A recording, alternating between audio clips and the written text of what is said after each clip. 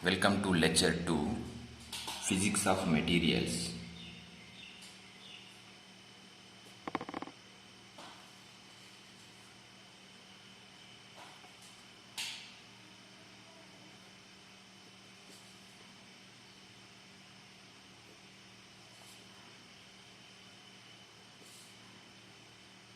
Lecture 2. In this, we are going to discuss about the properties of materials.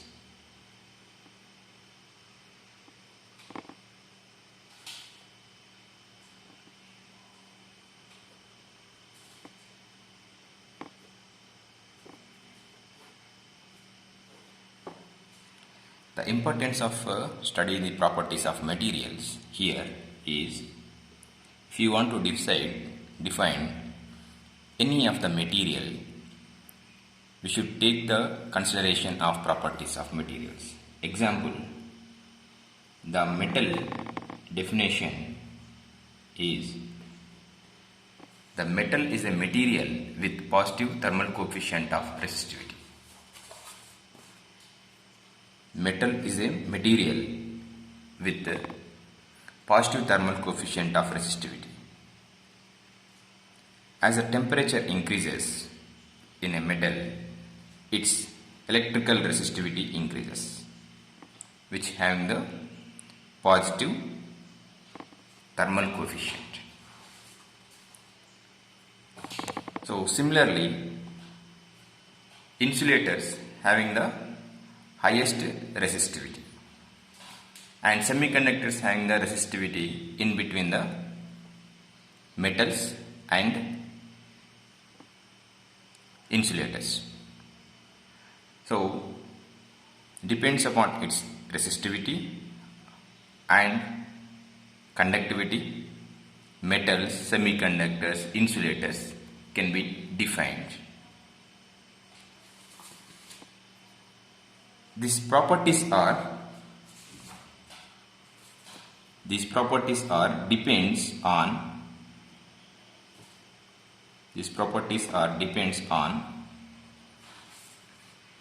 environment,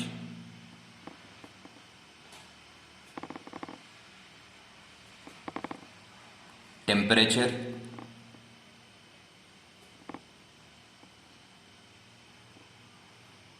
pressure.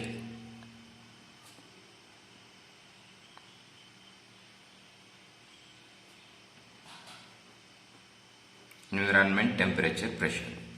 So here the different environments may affect its thermal conductivity or electrical conductivity. The temperature is also affects the properties of material. Pressure is also affects the properties of materials. And these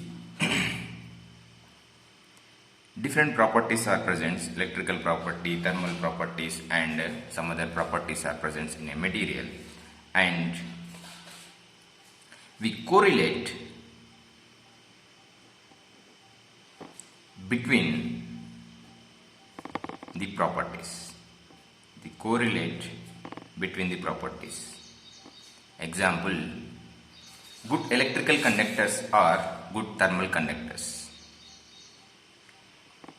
Good electrical conductor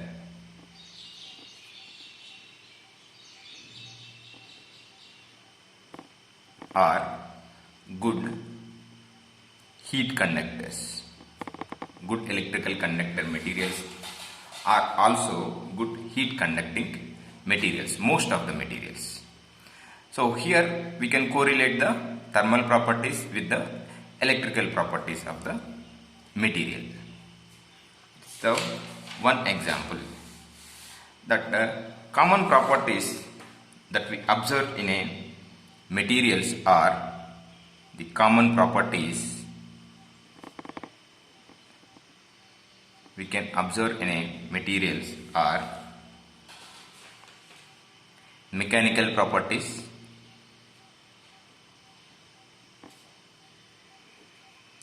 chemical properties, thermal properties, electrical properties, magnetic properties, optical properties. So these are the common properties that we can observe in a materials.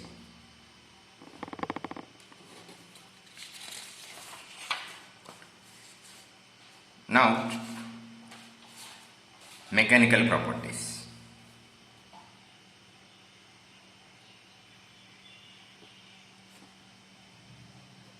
Mechanical properties we can observe using the most of the mechanical properties that we can observe using the UTM, universal testing machine. So from the universal testing machines we can get the stress strain curve. Stress, strain,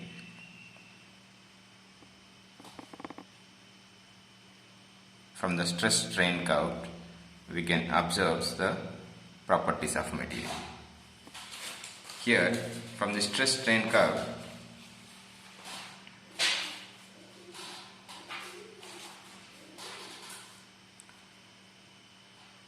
we can able to find the modulus of elasticity,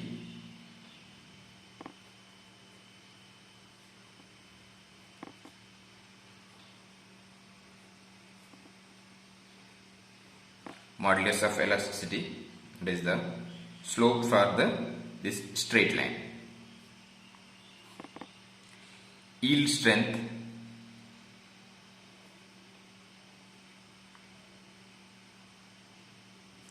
so up to where the straight line is present, that strength is the yield strength, sigma y. Tensile strength,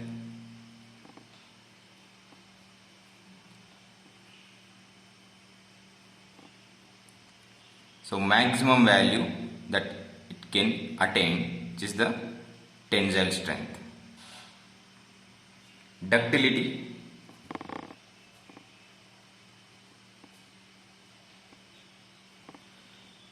the maximum value where the fracture is taking place, this strain value gives the ductility. Resilience,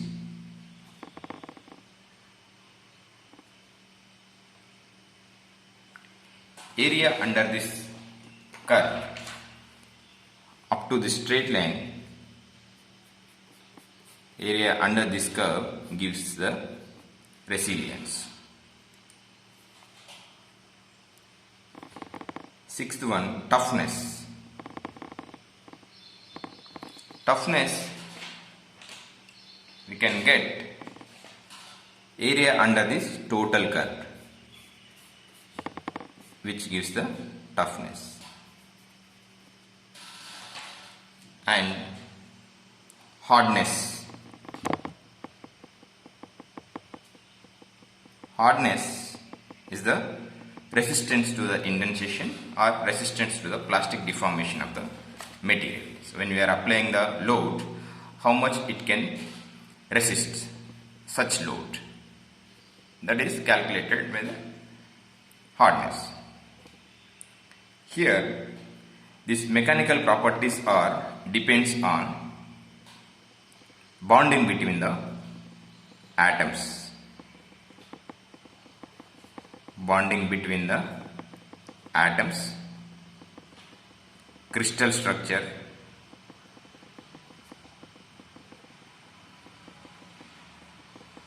and slip systems.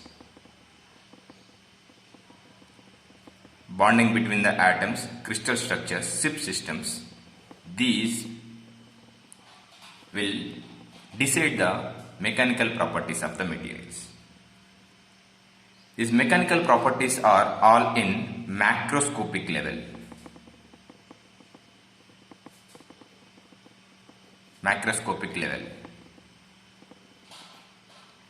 And this bonding between the atoms, crystal structure may decide the stress strain curve for the different materials, like metals having such type of the curve we can observe, most of the metals.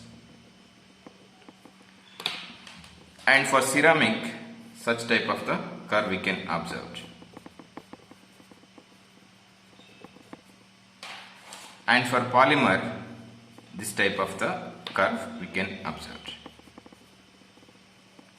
This is because of its bonding between the atoms and crystal structures and slip systems present in that materials. Next, chemical properties of material.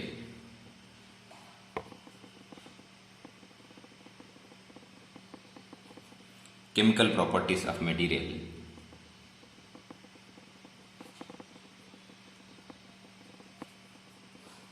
Which having the, and here it is also in atomic level properties. The bond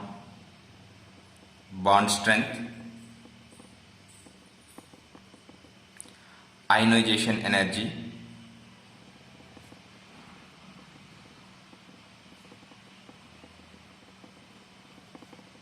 electron affinity,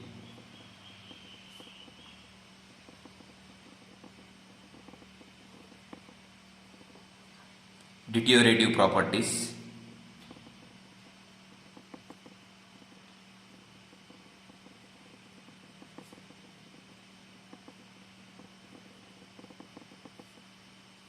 bond strength, the ionic bond, covalent bond, metallic bond, and secondary bond, hydrogen bond. So these are the different bonds which can observe using the chemical properties. Ionization energy, how much energy is required to remove one electron from the atom, which is the ionization energy. Electron affinity, how much energy is required to remove the one electron from the material, which is the electron affinity. Deteriorative properties means it's the rusting properties. How much time is required to get the material get rusted or corroded. So these all properties comes into the chemical properties. Electrical properties.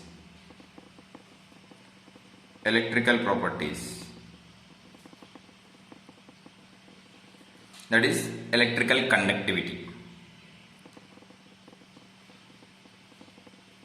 One is electrical conductivity or electrical resistivity.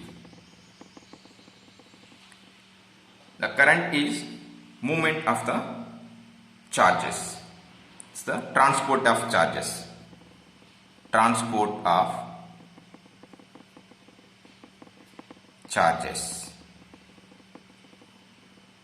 These charges are electrons and holes. Example, oxygen sensors, gas sensors. In oxygen sensors, this movement of the oxygen ions are moving. So if the oxygen ion movements are observed with a certain material, then the oxygen presence or not can be decided. Like that, any of the gas passing through the such material, its electrical conductivity may increases, decreases. Depends upon its electrical conductivity increases, decreases while passing the such gas, and how much value that can observe, we can decide the what type of the gas is passing through the such material. So these electrical properties are used to find the gas sensors and transport of in electrical wires.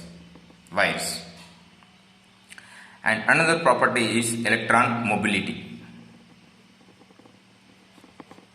The electron mobility is the movement of electron in electric field. Movement of electron in electric field. When we are applying the electric field to the material, what is the velocity of that material? Electron gives the electron mobility. So the corrosion corrosion property, it is a combination of electron and chemical properties, which is the electrochemical phenomenon. Electrochemical phenomenon. So the electrons or ion react with the surface of the material. How much depth it is reacted. And the resistivity is the inverse of its conductivity.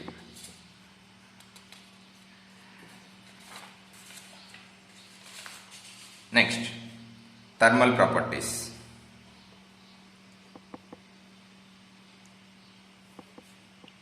Thermal properties. Thermal properties are thermal expansion. Thermal properties are thermal expansion,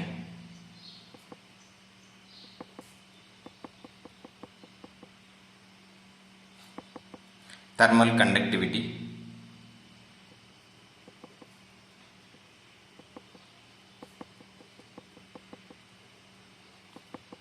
specific heat.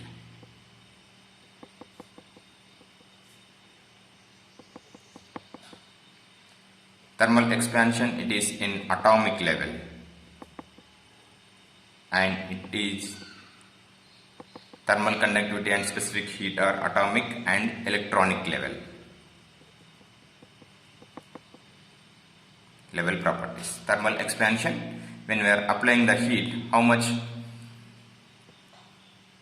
much expansion or shrinkage is taking place to the such material. Thermal conductivity, the transport of the heat from the one end to the another end of the material. Specific heat, how much heat is absorbed or released. This magnetic properties. Next one is the magnetic properties.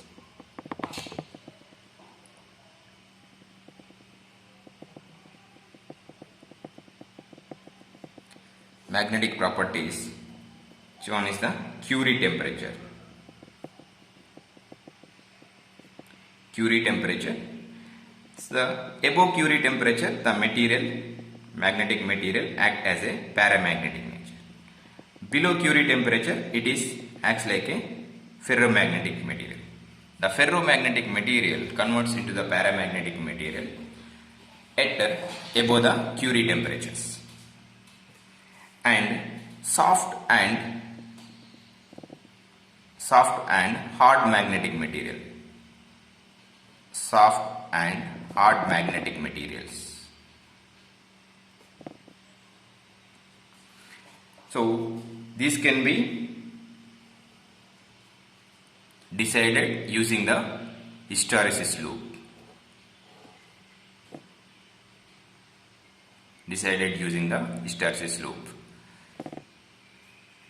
Magnetic field and magnetization. Here, this is the remanence,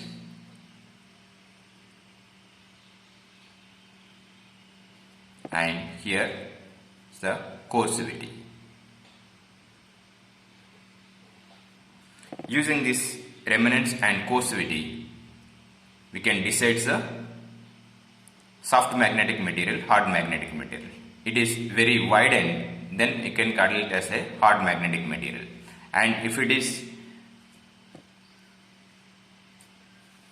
narrow, then it is a soft magnetic material. Optical properties.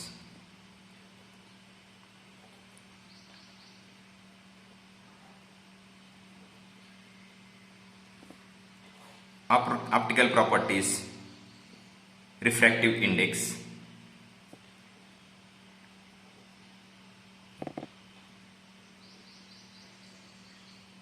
reflectivity,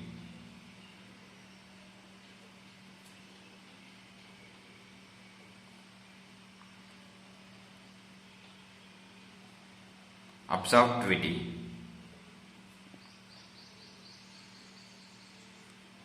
transmittivity.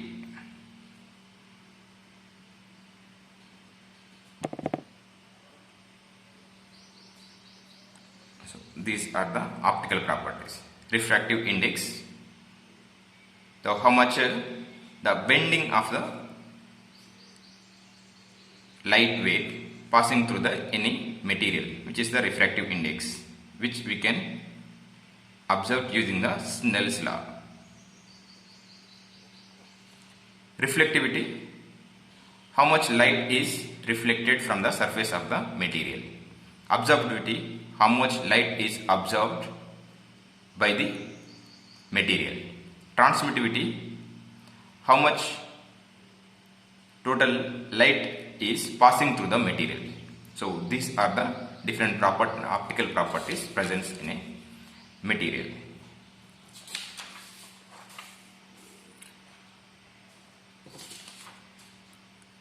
So we observe the different properties of the material.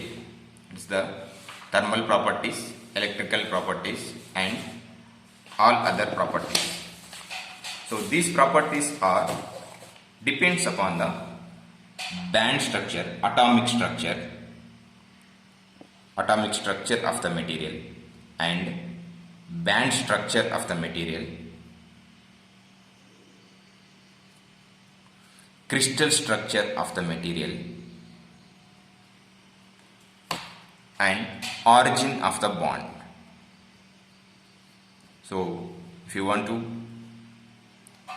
understand the atomic structure, band structure, crystal structure of the material, we should know the origin of the band structure. Origin of band structure should know, or atomic structure. So the interrelated, correlated between the atom to atom, properties, and correlation. So when we take into the consideration of atomic structure, band structure, and crystal structure, origin of the band structure, we correlate properties.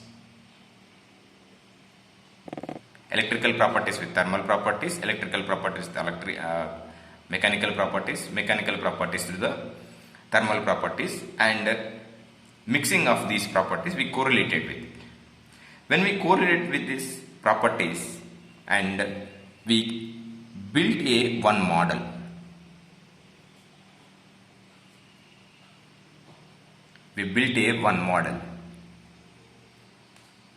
and this model will give the built depends upon the different properties of the material. So once we build this model, the model is may succeed or it may not be succeeded to explain the all properties of the material. So what we do, we compare the built model with experimental data.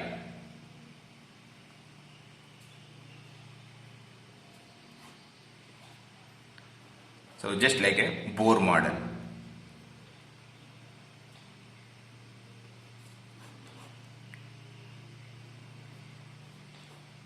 Okay. So we create one model and compare the data with the experimental data with the model. If the experimental data is very close to the built-in model, then our model is successful. And if you are getting the very different values from the experimental values, our built-in model is unsuccessful. So like that, we can create the one model depends upon these properties. That is the importance of the properties, to know what are the internal structure which will exhibit the different properties of the material. Thank you.